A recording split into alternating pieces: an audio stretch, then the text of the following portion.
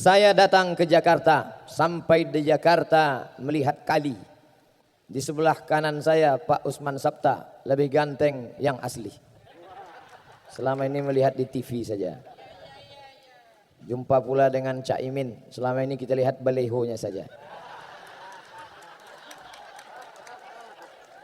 Jumpa pula dengan Bapak Dr. Zulkifli Hasan. Alhamdulillah, kemudian di sebelah kanan beliau Bapak Kiai Haji Dr. Hidayat Nur Wahid.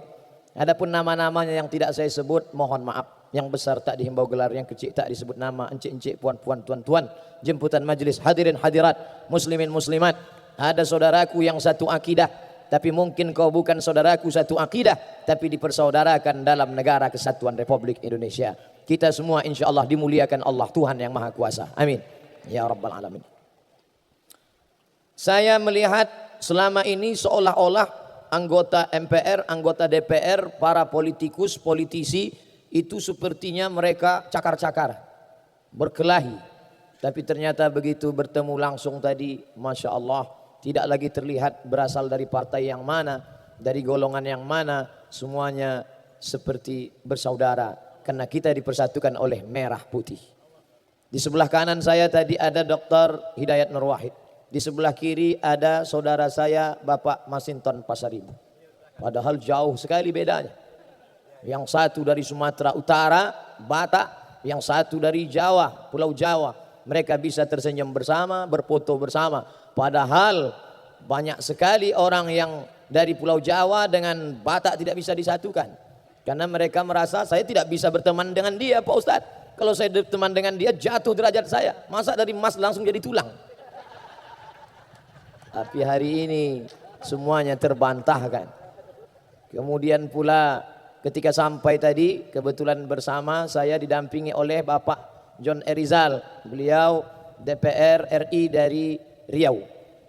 Begitu sampai tadi apa kata beliau? Ustadz Somad, ini adalah kantor Ustadz. Masya Allah, belum pernah saya kemari tiba-tiba ke Jakarta dapat kantor. Saya tidak tanya apa maksudnya, karena kalau saya tanya nampak betul bodoh kita kan. Masa kita Ustadz viral nanya-nanya. Jadi saya ngangguk-ngangguk aja, macam-macam tahu aja.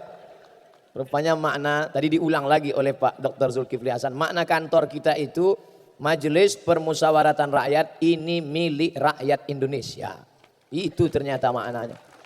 Ustadz Somad di antara seluruh parlemen di dunia ini, rasanya di Indonesia inilah yang paling bebas terbuka. Coba Ustadz lihat, siapapun bisa masuk. Masya Allah, luar biasa. Artinya apa? Bahwa tahun lalu juga semua bebas datang kemari hari ulang tahun MPR. Tahun lalu Ustadz Somad yang datang kemari Habib Syekh dengan nasyidnya, dengan solawatnya. Dan tahun lalu ketika Habib Syekh di sini yang menyanyikan lagu kebangsaan Indonesia Raya dipimpin oleh Habib Syekh sendiri. Masih lancar, masih ingat. Untung saya tidak disuruh tadi. Masih ingat Ustadz? Masih.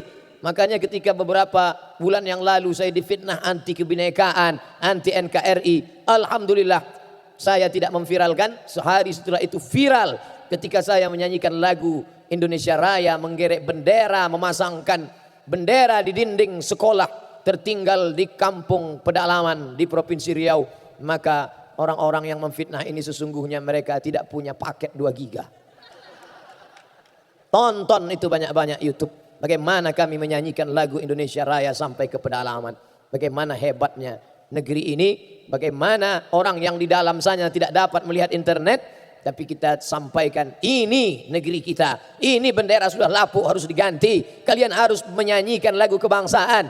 Karena sekarang kita bukan lagi krisis kelaparan. Karena sudah kenyang. Tapi krisis cinta tanah air. Alhamdulillah malam ini kita dipersatukan semuanya. Ketika berteriak Allahu Akbar, lalu kemudian berteriak merdeka. Saat itu dalam satu hembusan nafas kita bercerita tentang agama dan kebangsaan. Orang yang berteriak Allahu Akbar, dia bukan anti nasionalisme. Dan orang yang berteriak merdeka, dia bukan anti agama. Sekarang bertemu 2 fobia. Satu fobia nasionalisme, yang satu fobia agama. Duanya saling penuh kecurigaan dan ketakutan. Kalau ada orang yang berteriak Allahu Akbar, jangan-jangan ini anti Indonesia. Ketika ada orang berteriak merdeka, jangan-jangan ini anti Islam. Maka sesungguhnya dalam teriakan Bung Tomo, terdapat dua kalimat itu. Dalam satu teriakan dia berkata Allahu Akbar. Dalam teriakan itu juga dia berkata merdeka. Merdeka tidak menafikan Allahu Akbar. Dan Allahu Akbar tidak menafikan merdeka. Ini agak serius sedikit. Bapak Ibu yang dimuliakan Allah Subhanahu wa taala. Oleh sebab itu, ketika sampai di sini, kita tidak lagi melihat warna partai, kita tidak lagi melihat nomor dan golongan. Yang kita lihat adalah kepentingan besar di depan. Bagaimana Indonesia menjadi bangsa yang besar, sebagaimana dicita-citakan oleh founding father, pendiri negeri ini. Mereka dulu ingin bermimpi, makanya mereka tidak punya cita-cita buat mobil.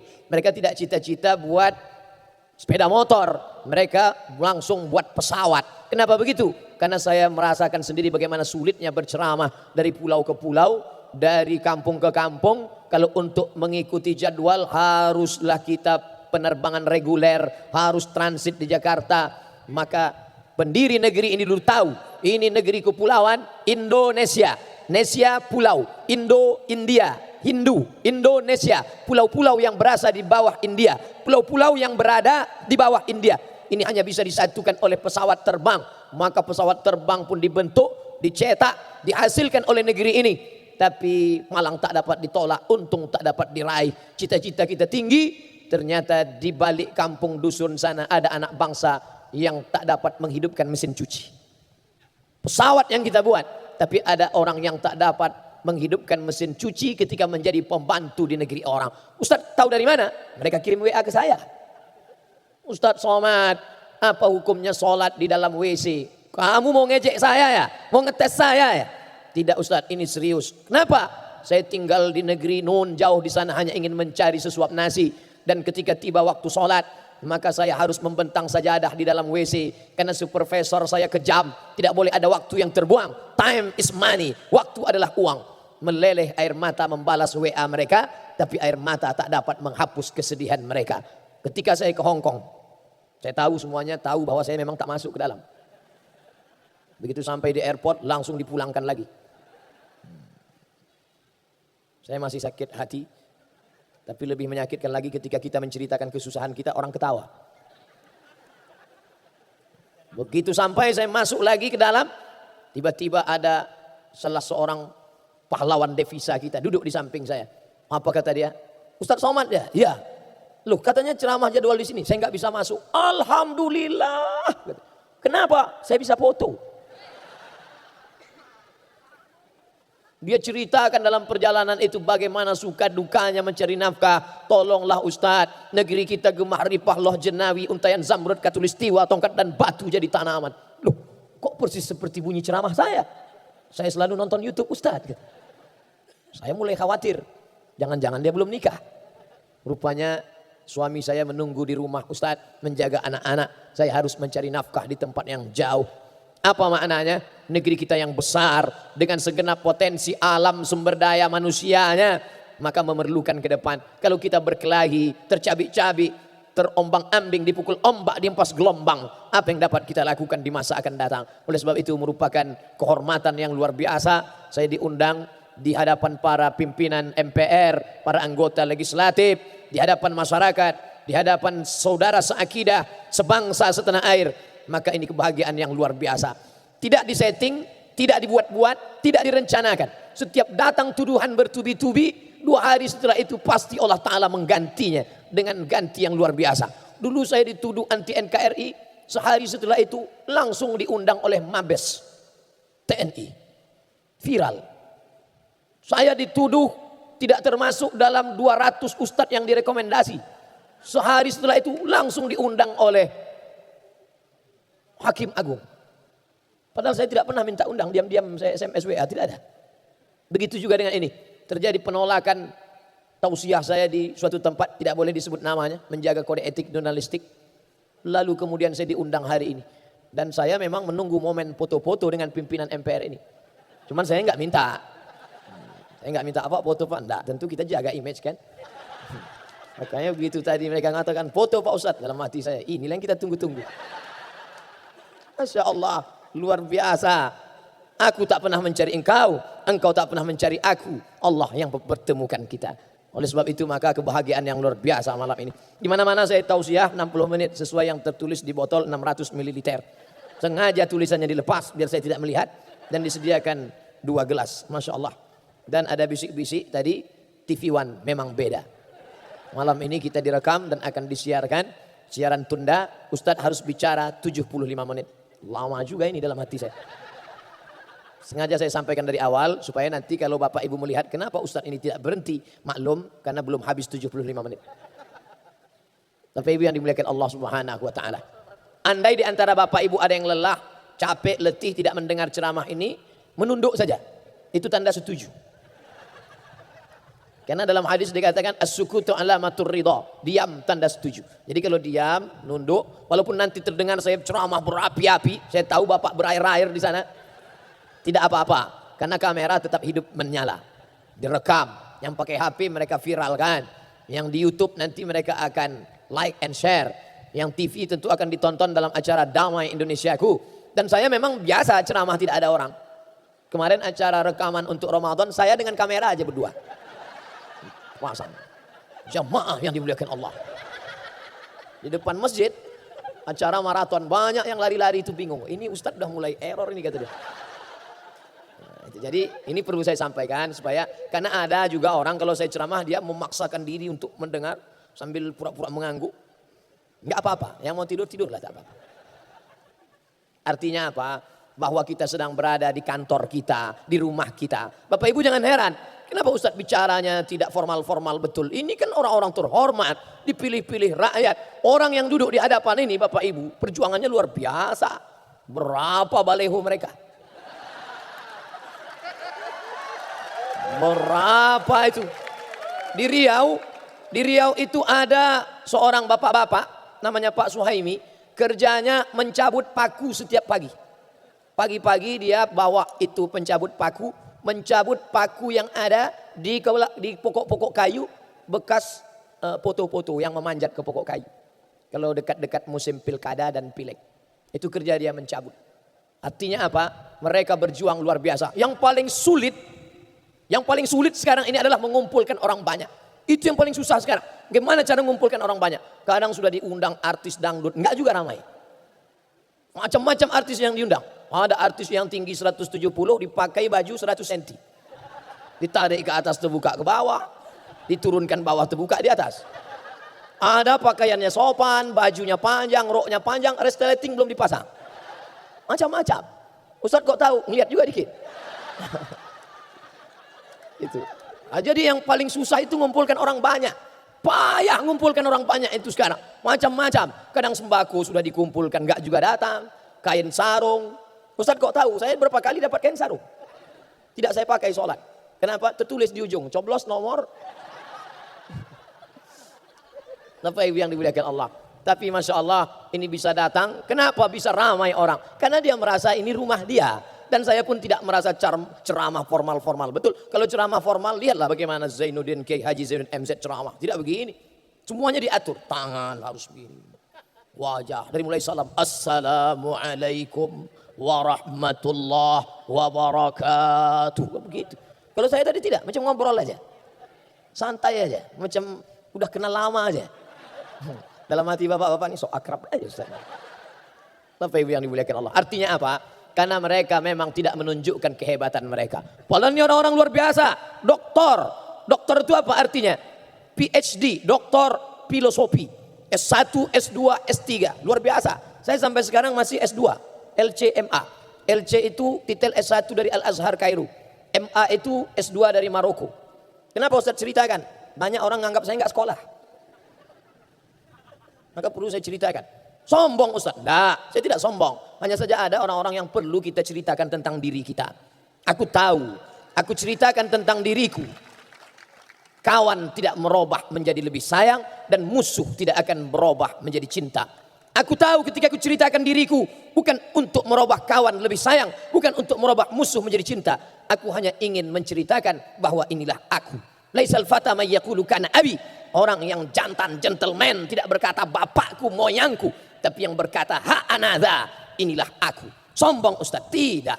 At-takabbur lil mutakabbir shadaqah. Sombong kepada orang yang sombong itu sedekah. Wah, kalau gitu Ustaz ngomongnya sombong sekali, tersinggung saya. Jangan tersinggung. mendengar ceramah saya jangan tersinggung. Karena di beberapa tempat ada yang tersinggung dengan ceramah saya, 2 hari setelah itu meninggal. Saya bukan nakut-nakuti, enggak. Dan saya tidak pula mengatakan saya hebat, tidak. Hanya memang ajalnya sudah sampai. Itu saja. Dan beberapa orang yang divonis mati, begitu mendengar ceramah saya, tidak jadi mati. Saya ceramah di suatu tempat, selesai acara datang ketua panitianya. Ustaz Somad, ya saya sudah masuk rumah sakit. Di mana? Cipto Mangunkusumo. Masya Allah, hebat itu rumah sakit. Ustaz pernah ke sana? Belum. Mendengar aja di TV. Saya sudah divonis koma Pak Ustaz. Koma itu Bapak Ibu tahu, sedikit lagi titik. Koma itu bunyinya belum panjang, masih ada putus-putusnya. Tit, tit, tit, tit, tit, tit. Itu koma. Kalau titik itu panjang dia. Tit, titik. Koma dia. Datang dokter mengatakan, bawa ini pulang ke rumah. Istri menangis. Orang kampung sudah tak ada harapan. Bawa pulang ke rumah. Tiba-tiba sebelum dicopot itu alat-alat di ruang ICU itu, tiba-tiba dia tersadar, terbangun dan terduduk dari kursi itu. Sadar dia sehat. Dokter heran. Dokter nanya, Bapak kok tiba-tiba sehat? Apa yang Bapak lihat dalam koma itu? Apa kata dia? Saat saya koma itu, tiba-tiba ada seseorang datang dan bertanya kepada saya, kapan tablik akbar? Maka saya tersentak, terbangun. Saya punya hutang, harus buat tablik akbar. Dokter nanya, yang datang itu siapa? Ustaz Somad. Dibentuknya tim panitia tablik akbar. Selesai acara, saya percaya nggak percaya, saya datangi dia.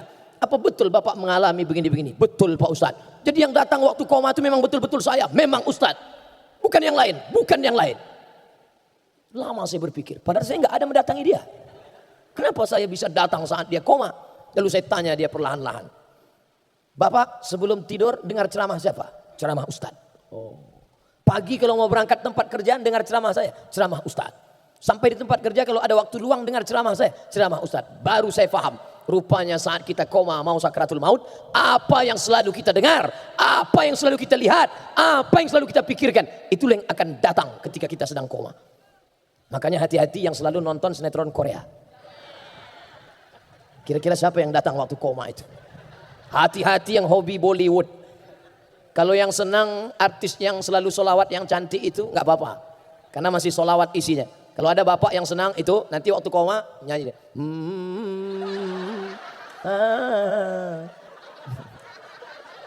Gak apa-apa.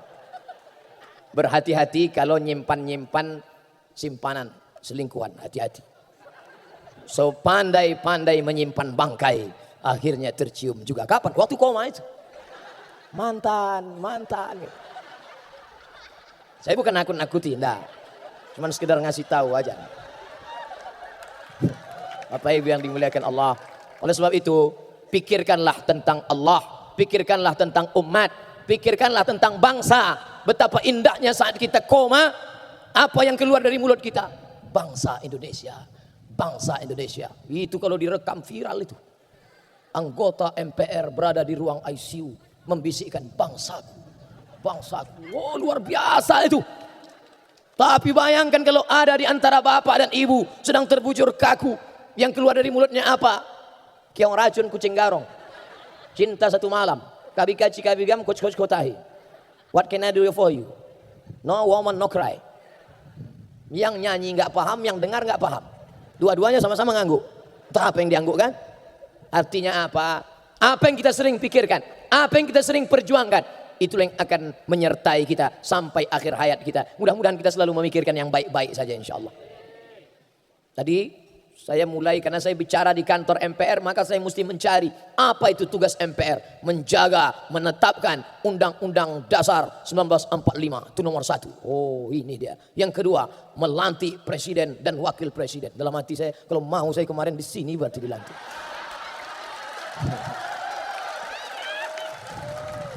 Banyak orang khawatir kalau saya ceramah.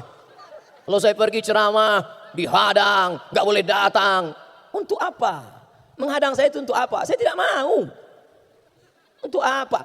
Ketika saya berkata, perjuangkanlah ini dengan tanda tanganmu. Perjuangkan kebaikan dengan kekuasaan. Disangka orang saya mau mengiklankan diri saya. Enggak mas. Saya enggak mau.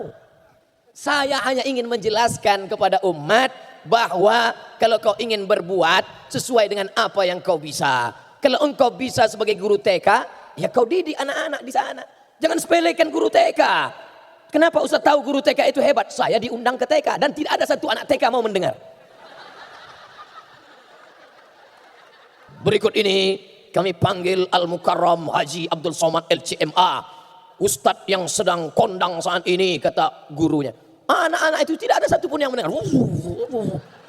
Saya pun naik ke atas. Assalamualaikum warahmatullah. Satu pun gak ada yang menjawab. Bingung saya. Situlah baru saya tahu guru TK itu luar biasa. Akhirnya saya merasa rendah, tidak ada apa-apanya. Akhirnya saya panggil, ibu kepala TK, bisa bantu saya? Pucat saya. Bisa Pak Ustadz? Akhirnya ibu itu kecil maju. Apa kata si ibu? Anak-anak tenang ya. Semua diam. Baru saya sadar. Hai Abdul Somad, kau tak ada apa-apanya. Artinya apa? Jangan kau katakan pisau silet itu tidak tajam. Karena dia tidak bisa memotong batang kelapa. Dan jangan kau katakan kampak itu tumpul. Karena dia tidak bisa mencukur kumis. Semuanya ada porsinya masing-masing. Kami nggak nangkap Pak Ustadz, makanya minum. Orang kalau kurang cairan, dehidrasi, payah mendengar ceramah. Semua kita punya porsi masing-masing. Saya bukan politisi, saya bukan politikus. Saya akademisi, intelektual, ustadz. Saya menjelaskan tentang agama saya. Saya menjelaskan tentang rahmatan lil alamin. Oleh sebab itu maka ketika saya berbicara tentang kekuasaan, tentang Islam, tentang hebatnya politik, maka saya tidak mengiklankan diri saya. Oleh sebab itu jangan khawatir saya akan bangkit. Saya sudah lama tegak berdiri. Tapi saya katakan sampai akhir hayat saya ingin menjadi ustadz. Ini ceramah ini tidak tahan lama. Paling-paling 10 tahun ini menggelegar. Sekarang masih kuat lagi. Allahu Akbar. Masih. Tapi 10 tahun lagi begitu ditarik. Allah. Kuat. Jadi 10 tahun lagi ustadz mau ngapa? Saya akan mengajar mengaji di dekat rumah saya. Duduk tenang, saat itu 20-30 tahun akan datang. Sekarang umur 41, walaupun banyak yang mengatakan 27. 30 tahun lagi, saya tidak lagi bisa tausiah. Saya akan duduk di dekat rumah, anak-anak keliling akan datang membaca Quran. Ustaz tidak khawatir mereka nanti akan mengejek Ustaz. Saya tidak ragu. Kalau mereka ejek-ejek, Ustaz, saya tidak akan marah. Kenapa? Mata saya sudah rabun. Tidak bisa melihat mereka. Nanti kalau mereka ribut Pak Ustaz ngajar ngaji mereka ribut di sana. Saya tidak akan ambil pusing. Telinga saya sudah tuli. Saya tidak dengar keributan mereka. Tapi saya tidak ingin sunyi di tengah keramaian. Saya ingin menikmati hidup. Saya datang ke rumah salah seorang guru besar di bulan suci Ramadan. Ingin menyenangkan hatinya. Ingin melihat bagaimana dia di bulan suci Ramadan. Meleleh air matanya. Anakku, aku ramai dulu. Tapi sekarang aku sunyi di tengah keramaian. Dulu yang selalu datang sekarang tak lagi datang. Dulu yang mengantarkan aku sekarang sudah pergi menjauh. Anak-anak bapak mana? Sibuk dengan istri dan menantu-menantu. Anakku sayang, tapi menantuku itu yang kurang ajar. Cucu bapak mana? Sibuk dengan gadgetnya. Tak ada mereka menjenguk bapak. Ada, dijenguknya aku akhir pekan. Tapi kami duduk, apa namanya? Silent generation. Cucuku sibuk, tertawa sendiri. Menantuku pula sibuk dengan WA-nya. Anakku pula sibuk dengan selfie-nya. Tinggallah aku menonton berita. Apa yang bapak lihat? TV One memang beda. Untung masih engkau ada di sana nak. Dalam acara Damai Indonesia aku. Masih terhibur aku melihat engkau di sana. Kau adalah salah satu muridku. Padahal saya tak tamat di sekolah itu. Sekarang banyak orang ngaku saya muridnya. Artinya apa? Bahwa ada masanya kita sunyi di tengah keramaian. Lalu lintas hiruk pikuk. Tapi kita sedang sunyi, sepi. Dan kita tak ingin hari-hari itu terjadi pada diri kita. Hari berganti, musim berubah. Bulan begitu indah. Saya sebenarnya ingin mencontohkan bulan begitu indah. Malang tak dapat ditolak, untung tak dapat diraih. Tak nampak bulan. Bulan yang indah, bulan 15, purnama sedang menampakkan cahayanya. Tapi berapa lama purnama itu saudaraku? Purnama tak lama, 15, 16, 17, 18, masuk 20, 21. Bulan yang begitu indah. Tak lama sesudah itu hanya bongkahan batu-batu. Hanya bongkahan kerikil-kerikil yang tak bermakna, gelap. Sampai masanya juga begitu. Begitulah hidup manusia. Hebat, tinggi, berkuasa. Sampai akhirnya turun, down, hilang, mati. Kalau mati tak apa-apa, setengah mati. Begitu juga perempuan. Perempuan adalah kuntum. Setelah kuntum dia akan mekar. Setelah mekar dia akan harum mewangi. Setelah itu dia mulai kuncup. Setelah itu dia pun menguning dan mati. Oleh sebab itu maka kita mesti tahu hakikat hidup. Bahwa hari ini adalah pengabdian. Semua yang berada di atas pentas ini akan turun ke bawah. Di sana ada tanah dan ini adalah pentas. Dari atas, dari dalam tanah naik ke atas tanah dengan lampu yang berkilau, dengan balehu-balehu yang Masya Allah. Kenapa gambar saya tak ada? Rupanya ada di sini. Ada. Kenapa khawatir? Jangan takut, jangan cemas. Saya bisa mengatakan itu karena saya sudah pastikan memang ada di belakang. Masya Allah, tabarakallah. Tapi sampai masanya semua yang berdiri di pentas ini akan turun. Protokol pertama membuka. Setelah itu dia berhenti. Protokol yang pertama membuka. Setelah itu dia turun ke bawah. Setelah itu naik ananda kita, qori kita. Masya Allah. Setelah itu tak lama dia pun turun ke bawah. Setelah itu Bapak Ketua naik ke atas dengan pantunnya. Dengan tepuk tangan yang nampaknya terlalu dipaksakan. Lalu kemudian mereka pun turun ke bawah. Sampai masanya Ustadz Abdul Somad. Dengan limit waktu yang sudah ditetapkan. Abdul Somad hanya 75 menit. Lebih daripada itu awas. Begitulah agaknya ajal sudah ditetapkan Allah. 75 menit lebih dari itu. Habis. Maka Abdul Somad hanya tegak. Setelah itu selesai. Adakah orang yang mau bertahan di sini? Begitu acara selesai. Panitia menutup. Tiba-tiba tetap bertahan. Bapak enggak pulang. Saya ingin kekal abadi selamanya di sini. Tidak ada. Inilah panggung sandiwara. Inilah panggung. Maka berbuatlah apa yang bisa kau buat di atas. Abdul Somad hanya bisa berceramah dari masjid ke masjid. Dari tanah lapang sepak bola ke stadion. Tapi hari ini Masya Allah. Di tempat yang terhormat. Yang hebat. Yang luar biasa.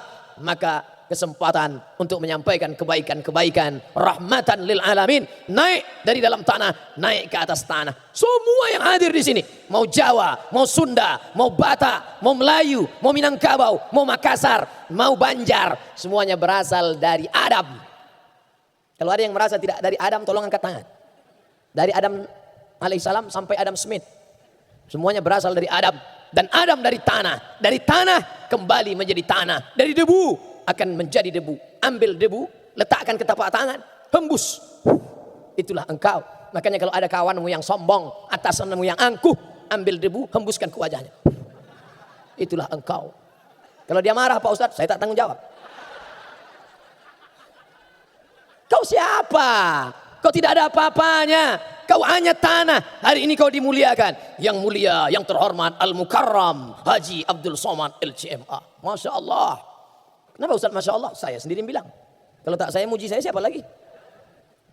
Orang memuliakan kenapa? Karena Allah ingin memuliakanmu. Ditiupkannya ruh ke dalam jasadmu. Fanafaktu fihi min ruhi. Tanah yang sebelumnya diinjak-injak. Yang sebelumnya kotor. Yang sebelumnya hina. Yang sebelumnya rendah. Tiba-tiba tanah itu bisa naik ke atas. Jadi kami ini semuanya dari tanah Pak Ustadz. Ya, semua dari tanah. Kalau memang semua dari tanah berarti sifatnya sama. Sama, rendah hati, tawadu, baik-baik. Kenapa kawan saya itu tidak baik? Dia dari tanah juga, cuma tanah sengketa. Tapi jangan ini dijadikan untuk menunjuk orang. Kita kalau dapat ilmu itu 1 ke orang, 4 itu ke kita. Jangan pulang dari sini, nampak kawan, engkau lah yang tanah sengketa. Jangan. Orang kalau dapat meteran, biasanya dipakainya untuk mengukur orang. Jangan ukur dirimu, ukur bayang-bayangmu. Kau dari mana? Kau akan kemana? Kau singgah di sini berapa lama? Dan yang akan kau bawa mati nanti apa? Maka kalau pernah kau berjuang dengan jabatan, dengan kekuasaan, pernah kau tebarkan rahmatan, keselamatan untuk berapa? Yang berjuang di kabupaten, Pak Bupati, penduduknya berapa? Ya kami sekitar 300.000 Pak Ustadz. Yang menikmatinya hanya 300.000. Bapak Gubernur penduduknya berapa? 6,5 juta Pak Ustadz. 6,5 juta yang menikmatinya. Tapi ketika kau bisa berbuat lebih besar, DPR RI, MPR, DPD, maka ini kesempatan yang luar biasa. Hebat amalnya Pak Ustadz. Apa amalnya? Baca Yasin. Baca Yasin bukan amal orang yang punya kekuasaan. Karena siapapun bisa baca Yasin. Anak TK pun bisa baca Yasin. Apa amal dia? Amal dia hebat Pak Ustadz. Rajin puasa sunat. Puasa sunat semua orang bisa. Yang paling rajin puasa sunat ibu-ibu. Sekaligus diet. Apa amal dia? Dia hebat tahajud malamnya Pak Ustadz. Security juga banyak tahajud malam. Amalmu apa? Amalmu menjaga Undang-Undang Dasar 1945 dan Pancasila. Merdeka. Itu amalmu. Apa amalmu? 1. Ketuhanan yang Maha Esa. Dan yang menjadi benteng ketuhanan Maha Esa itu adalah MPR RI. Allahu Akbar. Tidak ada yang bisa menggeser ketuhanan yang Maha Esa. Ada yang cemas akan bangkit komunis, akan bangkit ateis, akan bangkit orang yang tidak bertuhan. Insya Allah selama MPR dengan orang-orang yang percaya kepada Tuhan tidak akan bangkit itu komunis. Banyak yang mencemaskan komunis. Saya tidak cemas sedikit pun. Sedikit pun saya tidak cemas. Kenapa? Yang berada di atas ini orang-orang yang komitmen dengan ketuhanan yang Maha Esa. Tapi tadi ketika saya duduk, saya ditinggalkan oleh mereka. Permisi Pak Ustadz, Pak Zul pergi sholat, Bapak John Erizal pergi sholat, Bapak pergi sholat. Tinggal saya sendiri. Tapi di situ baru saya paham indahnya kebinekaan. Pak Mangendaan tidak pergi. Dia duduk bersama saya. Artinya apa? Pada saatnya kau mungkin berkata, saudaraku yang seakidah saja, saudaraku yang sama satu masjid saja. Tidak. Saatnya kau bertemu, saatnya kau akan merasakan ada saudaramu yang bukan satu keyakinan, tapi dia satu kebangsaan. Dia akan menjadi sahabat pada saat sahabat melaksanakan kewajiban agamanya. Ada orang yang sangat benci. Saya benci sama dia Pak Ustaz. Saya satu kantor sama dia, tapi saya tak suka sama dia. Berapi-api dia mengucapkan kebenciannya. Tapi sampai suatu hari dia tersenyum. Siapa? Itu teman saya Pak Ustaz. Loh, dulu kamu katanya benci. Kemarin waktu Idul Fitri, dia yang menggantikan sip saya. Kenapa? Karena dia hari rayanya 25 Desember.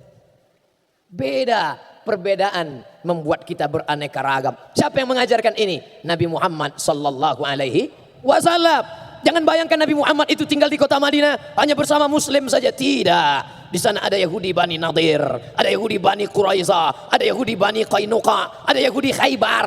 Lalu ketika Sayyidina Ali mengambil upah menimba air, dilaporkan ke Nabi, ya Rasulullah, Ali menantumu mengambil upah menimba air di rumah Yahudi, itu kan non muslim, itu kan tidak seagama. Nabi membiarkannya. Kenapa? Karena bekerja kepada beda agama, mencari nafkah, tidak ada hubungan dengan ritual ibadah. Yang tidak boleh adalah ibadah. Wala ana abidum ma'abadtum wala antum abiduna ma'abud lakum dinukum waliyadin. Ustaz Somad itu katanya benci kepada beda agama. Loh, ketika kita berbeda, yang dipakai itu bukan akidahnya, bukan ritualnya, tapi pekerjaannya. Sepakat semua ahli sejarah ketika Nabi Muhammad SAW pindah dari kota Makkah menuju kota Madinah, 8 hari 8 malam naik onta. Yang menjadi pembimbing guide penunjuk jalan bernama Ibnu Uraiqid. Ibnu Uraiqid non muslim. Padahal yang Islam banyak. Mengapa Nabi tidak pakai jasanya? Nabi ingin menunjukkan profesionalisme kerja. Kalau masalah profesionalisme kerja, pakailah dia.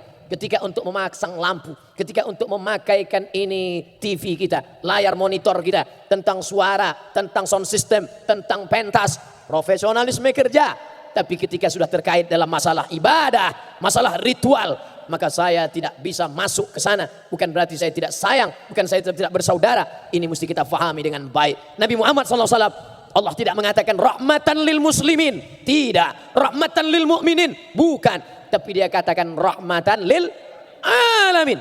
Baru saja beberapa hari yang lalu hari raya kurban. Apa yang Ustaz lihat? Sapi pertama akan dipotong oleh Ustadz Abdul Somad. Saya pun datang. Ustadz yang motong? Enggak, nengok aja. Kenapa Ustadz enggak motong? Saya ini enggak sampai hati Pak. Tapi selama ini Ustadz ceramah mengatakan cara motong begini, harus dari bawah, 2 urat mesti putus, ada urat makan, ada urat nafas, ada nadinya. Tapi Ustadz ceramah, teori aja. Saya enggak berani motong ini Pak. Yang motong itu harus yang ahli, yang pandai memotong Pak. Dia yang punya ilmunya, saya enggak ngerti. Saya tidak bisa motong ini. Tapi kalau sudah dipotong, tak sampai hati pula untuk membiarkannya. Artinya apa? Dia mengerti, dia faham. Maka datang tukang potong, Bismillah, atas nama Allah. Wallahu Akbar, Allahu Akbar. Allahumma taqabbal min fulan bin fulan. Terimalah dari fulan bin fulan. Kata Nabi, idza dzabahtum fa ahsinuz dzabha. Kalau kau menyembelih, tajamkan pisaunya. Sakit hati, marah karena ayam sering masuk rumah, lalu ditusuk dengan kuku yang tajam. Gak boleh. Marah sama kambing, hei kambing, selalu mengacau, selalu merusak, maka nanti awas akan kupotong engkau pakai pisau tumpul. Gak boleh. Diambil tulang iga, dipotongkan ke leher ayam, haram. Islam mengajarkan tajamkan pisaunya, dan menajamkan pisau tidak boleh di depan mata kambing. Datang seorang Arab Badui, dia ambil kambing, dia jatuhkan ke tanah, dia asak mata pisau di depan mata kambing. Nabi marah, aturidu antum mau ta'atin. Apakah kau mau buat kambing ini mati berkali-kali? Apa maknanya? Menteror kambing saja tidak boleh. Apalagi menteror anggota legislatif. Gak boleh. Menteror kambing saja tidak boleh. Apalagi menteror ustadz. Gitu caranya. Jangan sebut ustadz duluan. Bapak Ibu yang dimuliakan Allah Subhanahu wa taala. Apalagi kalau sampai ibu-ibu menteror bapak-bapak. Kita paham bapak kerja, sidang, luar kota, meninjau, reses segala macam. Itu harus paham. Mas, awas kalau lama-lama. Oh jangan. Ini tugas negara. Apalagi mereka hadir pengajian. Man kharaja fi talabil ilmi. Siapa yang keluar rumah untuk menuntut ilmu, fa huwa fi sabilillah. Maka dia sama macam orang yang berjihad fi sabilillah. Hatta yarji'a. Sampai dia pulang ke rumah. Tapi jangan disalahgunakan. Nanti pulang jam 3. Assalamualaikum Papa. Waalaikumsalam. Di mana? Jihad. Dengan siapa? Ustadz Somad. Kalau memang betul sama Ustadz, mana buktinya? Ini videonya. Saya heran, kenapa Bapak ini foto sampai 2-3 kali? Padahal sekali aja kan cukup. Rupanya yang ini untuk dipakai hari Senin. Dipakai untuk hari Selasa. Gitu. Sehingga kalau ada yang nanya, di mana? Dengan Ustadz Somad. Tidak, saya tidak menyindir. Saya Ustadz yang tidak pandai menyindir. Sampai sekarang. Tidak bisa saya menyindir orang. Karena saya trauma, dulu pernah diundang ke salah satu masjid, kata ketua masjid, Ustadz Somad, tolong sindirkan ada orang kaya. Kenapa? Dia pernah nyumbang 300 juta, uangnya diambil lagi. Jadi apa yang mesti saya katakan? Sampaikan hadis, orang yang nyumbang ngambil lagi, maka nanti dilaknat Allah. Oke, saya sampaikan. Al-aidu ila hibatihi, orang yang nyumbang ngambil lagi sedekahnya, kal kalbil ladzi ya'udu ila qai'i, seperti anjing yang menjilat muntahnya. Selesai acara, mohon maaf Pak Ustadz, yang disindir nggak datang. Sejak itu saya nggak mau sindir-nyindir. Saya mau to the point aja. Oleh sebab itu maka jangan tersinggung. Kalau kebetulan sama, ya senasib aja. Bapak Ibu yang dimuliakan Allah Subhanahu wa taala. Untuk apa kita bicara harus diatur, harus begini, harus begitu? Enggak. Saya lepas-lepas aja. Makanya banyak juga orang yang dengar ceramah saya, dia bukan mau mencari pelajaran, kira-kira kapan dia salah ya. Enggak bakalan ketemu. Orang saya udah latihan kok. Kapan dia nyebut nomor, kapan dia nyebut partai, kapan dia nyebut orang, enggak bakalan saya sebutkan. Andai pun saya sebutkan, habis itu saya klarifikasi. Mohon maaf atas kekeliruan ini. Dengarkanlah yang baik-baik. Khuzma safa da'ma kadar. Ambil yang jernih, buang yang keruh. Maka ketika ada diberikan Allah kesempatan untuk beramal, beramallah. Tentu sesuai. Kalau semut amalnya, ya bawa 1 butir gula. Semut hitam, bawa 1 gula. Tapi kalau engkau seekor gajah, ya bawalah 1 batang kayu balak yang besar. Sesuai dengan kemampuanmu. Gajah engkau, ya bawa balak besar. Semut engkau, bawa 1 butir gula. Tapi kalau ada gajah bawa gula, keterlaluan. Gajah apa namanya itu? Gajah fakir. Gajah bakhil. Oleh sebab itu, saya nggak paham bahasa Ustadz. Memang Ustadz internasional itu agak susah dipahami ceramah. Saudaraku yang dimuliakan Allah Subhanahu wa taala, sampai masanya kita akan menghadap Allah. Saat itu kawan sahabat luar biasa. Saya beberapa kali protokol memanggil, berikut ini kami panggilkan Ustadz 1 juta viewer kata dia. Itu saya luruskan. Kamu kalau bicara hati-hati. Walaupun kita kawan akrab, kalau keliru harus saya luruskan. Apa kamu katakan tadi? 1 juta viewer. Salah saya bilang. 1 juta follower. Salah saya bilang. Instagram saya 4 juta sekarang. Apa Ibu yang dimuliakan Allah Subhanahu wa taala? Artinya apa? Yang 4 juta itu kalau saya mati, kira-kira ada enggak yang mau nemani agak semalam? Enggak ada. Kawan tertawa banyak, kawan tersenyum banyak, tapi saat meneteskan air mata, tak banyak yang bisa bersama dengan kita. Tapi insya Allah yang hadir malam ini, kalau dapat berita Abdul Somad mati, semuanya akan mengirimkan Al-Fatihah insya Allah. Tengok, banyak yang semangat kan? Belum mati aja kita udah amin kata dia. Begitu cinta mereka. Cak Imin insya Allah akan buat tahlil 7 hari 7 malam. Menangis juga Cak Imin meneteskan air mata. Kenapa? Kenapa Ustadz ke rumah dulu maunya ceramah baru ninggal. Kita tidak pernah sedih. Kenapa orang beriman tak pernah sedih? Karena niatnya pasti sampai. Innamal a'malu binniyat. Niat pasti sampai. Makanya siapa yang niat tahajud malam ini, ternyata bangunnya pas azan subuh, dia dapat pahala tahajud. Makanya sebelum tidur malam, niat tahajud. Bangunnya pas azan subuh, dapat pahala tahajud. Tapi jangan tiap malam begitu. Tiap malam. Tiap malam. Ini sekali-sekali, oke. Kalau malaikat tentu komplain juga. Ya Allah ini tiap malam gini. Kasih juga dia surga yang kosong, kata Allah. Memang surga juga, tapi kosong lah. Kosong pun jadilah Pak Ustadz, daripada masuk neraka. Tentu kita melihat tidak begitu. Idza sa'altumullah, kalau kau meminta kepada Allah, fas'aluhul firdaus. Kalau minta sama Allah jangan yang pinggiran. Kalau minta itu target utama, minta itu yang atas. Minta ya Allah, masukkan aku dalam jannatul firdaus. Begitu. Targetnya harus 100. Bahwa dapat 10, ya enggak apa-apa. Jangan 10, dapatnya 1. target tertinggi. Oleh sebab itu maka ketika kita menargetkan amal saya harus banyak, jangan ada yang kosong hampa daripada amal. Siapa lagi amal yang paling banyak kalau bukan orang-orang yang mewakili rakyat. Maka ketika dia bisa memperjuangkan ketuhanan yang Maha Esa, dijaga umat ini dari ateis, dijaga dari LGBT, tidak ada agama yang bertuhan, Hindu, Buddha, Kristen, Katolik, satupun agama yang bertuhan tidak ada membenarkan itu.